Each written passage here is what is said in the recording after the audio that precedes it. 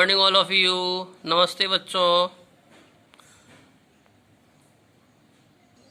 आज हम इस वीडियो में क्लास 8th का द्वितीय पाठ पढ़ेंगे, जिसका नाम है विलस्यवाणी न कदापि में श्रुता।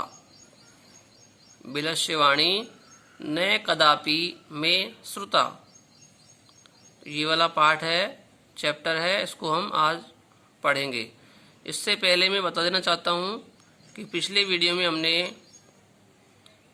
फर्स्ट चैप्टर का पूरा हिंदी अर्थ और उसकी पूरी एक्सरसाइज हमने कंप्लीट कर ली थी, ठीक है। अब हम नेक्स्ट चैप्टर नंबर 2 स्टार्ट करने जा रहे हैं। तो इसकी कहानी पहले इसकी कहानी सुनेंगे, इसके बारे में कुछ पढ़ेंगे, देखते हैं। देखिए, आइए। तो देखिए बेटा, विलस्यवाणी कदापि में श्रुता, ये जो पाठ है, यह पाठ, प्रस्तुत पाठ संस्कृत के प्रसिद्ध कथा ग्रंथ,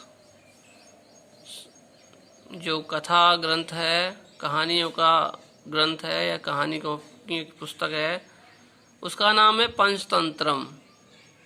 तो ये पंचतंत्र नामक जो बुक है, ग्रंथ है, उसके तृतीय तंत्र यानी तीसरे तंत्र से लिया गया है, जिसका नाम है काक उलूकीयम।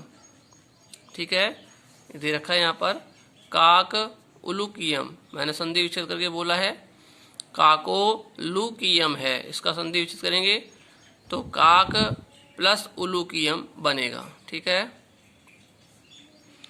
तो इस तंत्र से लिया गया है। पुस्तक तो कौन सी है? पंचतंत्र। पंचतंत्र का तीसरा तंत्र है काको लूकीयम। इस तंत्र से यह संकलित किया गया है, यह चैप्टर लिया गया है, ठीक है। और पंचतंत्र क्या है? एक कहानी का ग्रंथ है, इसमें बहुत सारी कहानियां दी गई है, ठीक है, जिसके लेखक हैं विष्णु शर्मा, ठीक है। पंचतंत्र के जो लेखक हैं वो कौन है? विष्णु शर्मा है, ठीक है। ध्यान करेंगे, इसमें 5 खंड हैं। कितने खंड हैं? 5 खंड, जिसमें 5 खंड हैं, जिन्हें तंत्र कहा गया है। क्या कहा गया है? तंत्र कहा गया है, ठीक है। इनमें गद्य पद्य रूप में कथाएं दी गई हैं, अर्थात गद्य पद्य का मीन्स जैसे श्लोकों में भी दी गई हैं और गद्य भाग में भी दी गई हैं, ठीक है। जिनके पात्र मुख्यतः पशु पक्षी हैं, ठीक है। जिनके पात्र क्या हैं? मुख्य रूप से पशु पक्षी हैं।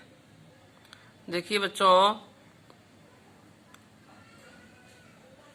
विष्णु शर्मा जी ने किसी राजा के मूर्ख बालकों को पढ़ाने के लिए, समझाने के लिए बहुत सारी पशु पक्षियों की, जानवरों की कथाएं सुना करके उनको ज्ञान देने के लिए बहुत सारी कथाएं सुनाई और उन कथाओं के माध्यम से उन बालकों को पढ़ाया। तो उनमें से एक कथा यहाँ दी गई है, इसे हम पढ़ते हैं। देखिए बच्चों, कस्मिंश्चित् वने खरन खरै नाम सिंह प्रतिवस्ति। इसमें देखिए, एक कहानी सुना देता हूँ इसकी छोटी सी, कि किसी वन में एक शेर रहता था, जिसका नाम क्या था? खरन खर, ठीक है। खरन खर नाम का एक शेर रहता था। वह एक बार इधर उधर घूमता रहा, पर उसको कोई भी आहार प्राप्त नहीं हुआ। इसके बाद सूर्यास्त हो गया, यानी सूर्य छिपने को चला गया। तब उसने क्या किया? एक बहुत बड़ी गुफा देखी, और बहुत बड़ी गुफा जब देखी उसने, तो उसके मन में विचार आया कि निश्चित ही इस गुफा में कोई न कोई जानवर रहता होगा। और जो कि अब शाम हो गई, तो शाम हो गई तो निश्चित ही अपने इस गुफा में आएगा, और जो ही इस गुफा में आएगा मैं यहाँ छुप कर बैठ जाता हूँ और मैं तुरंत उसे खा जाऊंगा। इस प्रकार से उसका विचार था, उसने विचार किया। अब वास्तव में उसने विचार सही किया था। इस गुफा में एक जानवर रहता था। देखिए कौन रहता था, तो देखिए इस गुफा का जो स्वामी था, यानी इस गुफा में रहने वाला जो जानवर था, वह एक श्रृगाल था। ठीक है, श्रृगाल मीन्स सियार। सियार था जिसका नाम था दधिपुच्छ। क्या नाम था बच्चों? दधिपुच्छ। ठीक है, एक श्रृगाल था। वह जब शाम हो गई तो अपने घर को लौटा, अपनी गुफा की ओर लौटा। लेकिन लौटने से पहले, देखो श्रृगाल वैसे ही चतुर होते हैं, तो लौटने से पहले जो ही वो अंदर घुसता, अंदर घुसने से पहले उसने वहां पंजों के निशान देख लिए। आप पंजों के निशान देख लिए तो देखिए उसने दिमाग लगाया कि पंजों के निशान अंदर की ओर जाते हुए हैं, इसके अंदर की ओर, यानी गुफा के अंदर जाते हुए दिखाई दे रहे हैं, न कि आते हुए। और वह पहचान गया कि ये पंजे जो हैं, पंजों के निशान हैं, किसके हैं, कौन से जानवर के हैं। तो वह पहचान गया कि इसके अंदर निश्चित ही शेर राजा बैठे हुए हैं। देखिए आपको चित्र में दिख रहा होगा, पंजों के निशान अंदर गुफा के ओर जा रहे हैं और बाहर एक श्रृगाल खड़ा है, अंदर शेर का चित्र दिया गया है। ठीक है, तो यह तुरंत समझ गया, इसने तुरंत दिमाग लगा लिया कि शेर राजा अंदर ही बैठे हुए हैं, क्योंकि बाहर आते तो उनके पंजों के निशान बाहर आते हुए भी दिखाई देते। ठीक है, अब इसने एक उपाय सोचा।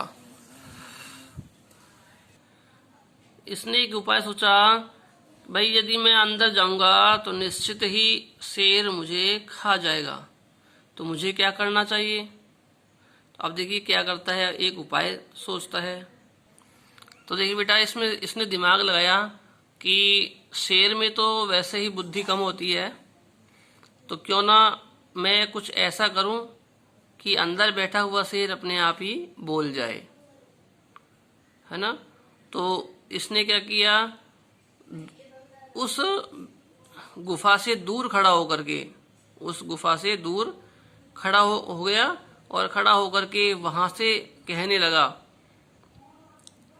कि हे बिल, हे मेरी गुफा, क्या तुम्हें याद नहीं है कि हमारे दोनों के बीच एक संधि की गई है, एक शर्त रखी गई थी कि जब भी तुम मुझे बुलाओगी तभी मैं तुम्हारे अंदर प्रवेश करूंगा, और यदि तुम मुझे नहीं बुलाओगी, आवाज नहीं मारोगी, तो मैं अंदर प्रवेश नहीं करूंगा।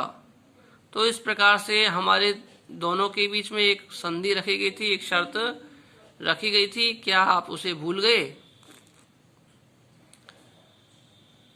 मैं तो अभी अंदर आने वाला नहीं हूं, जब तक आप मुझे नहीं बुलाओगे तब तक मैं अंदर नहीं आऊंगा। अब अंदर आप सोचिए कि गुफा भी कभी बोलती है? गुफा कभी नहीं बोलती है, लेकिन उसने तो शेर को बाहर निकालने का एक तरीका सोचा था। उसने सोचा था यदि इसके अंदर शेर होगा तो वह निश्चित ही दहाड़ मारेगा, बोलेगा और मैं समझ जाऊंगा। तो इस प्रकार से देखिए, उसने इस प्रकार से उससे कहा, शेर से कहा। अब इसको सुन करके शेर ने सोचा कि वास्तव में सही बात है कि अपने मालिक को अपना घर आवाज देता होगा, हो सकता है शायद। तो क्यों ना, ये गुफा तो बोल नहीं रही, बहुत देर हो चुकी है, ये तो गुफा तो बोल नहीं रही, क्यों नहीं कि मैं ही कुछ बोल जाऊं। तो उसने क्या किया, जोर से दहाड़ मारी और उसने कहा, मैं तुम्हें बुलाती हूँ, अंदर आ जाओ। इस प्रकार से उसने दहाड़ मारते हुए जोर से बोला कि मैं तुम्हारा आवाहन करती हूँ, तुम अंदर आ जाओ। ठीक है। अब शेर सोच रहा है कि भाई शेर ने बोला क्यों, क्योंकि देखिए जब किसी को डर होता है तो उसका जो मुखमंडल है वह सूख जाता है, उसका थूक भी सूख जाता है और कुछ बोली नहीं निकल पाती है उसके अंदर से। तो शेर ने ऐसा सोचा था कि भाई हो सकता है मेरे डर के कारण यह गुफा बोल नहीं पा रही हो, इसलिए मैं ही बोल जाता हूँ। तो शेर बोल गया था। शेर के बोलते ही श्रृगाल समझ गया कि शेर महाराज इसके अंदर ही है, और ऐसा समझ करके तुरंत वहां से श्रृगाल भाग गया और भागते हुए उसने कहा कि हे शेर महाराज, आपको सोचना चाहिए कि गुफा जो कि मिट्टी की बनी हुई है या पत्थरों की बनी हुई है, वह कभी बोलती है क्या? अर्थात वह कभी भी नहीं बोलती है। मैंने तो एक उपाय सोचा था आपको बाहर निकालने का, वो मेरा उपाय सफल रहा। ऐसा कहते हुए वहां से वह भाग जाता है और अन्य जानवर भी वहां से भाग जाते हैं। तो इस प्रकार से एक कहानी है, इस कहानी को हम पढ़ेंगे। ठीक है, तो आइए बच्चों पढ़ते हैं थोड़ा सा। कस्मिंश्चित् वने, किसी वन में, खरन खर नाम है सिंह है, खरन खर नाम का शेर प्रतिवसति इसमें रहता था। सह कदाचित, कदाचित यानी कभी, इतस्ततः इधर उधर, परिभ्रमण घूमते हुए, क्षुधार्तः भूख प्यास से या भूख के कारण, न किंचिदपि आहारम प्राप्तवान, कुछ भी आहार प्राप्त नहीं किया। यानी वह घूमता रहा, घूमते घूमते भी उसने कभी किसी समय कोई आहार प्राप्त नहीं किया, उसको भोजन नहीं मिला। तो इसका हिंदी अर्थ हुआ, वह कभी इधर उधर भूखा घूमता रहा लेकिन उसे कोई भी आहार प्राप्त नहीं हुआ। ततः उसके बाद सूर्यास्त समय, सूर्यास्त के समय में, एकाम महती गुहाम दृष्ट्वा, एक बड़ी गुफा देखकर, सह अचिंत्यत, उसने सोचा। इसके बाद क्या हुआ, सूर्यास्त का समय था, सूर्यास्त के समय एक बड़ी गुफा देखी और देख करके उसने सोचा। क्या सोचा देखिए, नूनम निश्चय ही, एतस्याम गुहायाम, इस गुफा में, रात्रौ, रात्रि में या रात के समय में, कोऽपि जीवः आगच्छति, कोई जीव आता है। निश्चित ही इस बड़ी गुफा में रात में कोई ना कोई जीव आता है, कोई ना कोई जानवर आता है।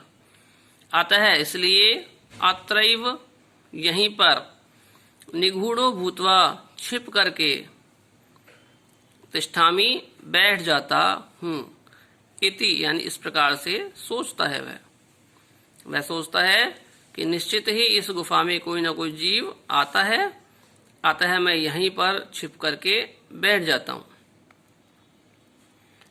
तो बच्चों देखिए, इसकी जो बाकी जो कहानी शेष है, शेष कहानी है, वह कल के वीडियो में पढ़ेंगे हम। आज के लिए इतना ही। Have a nice day. ठीक है।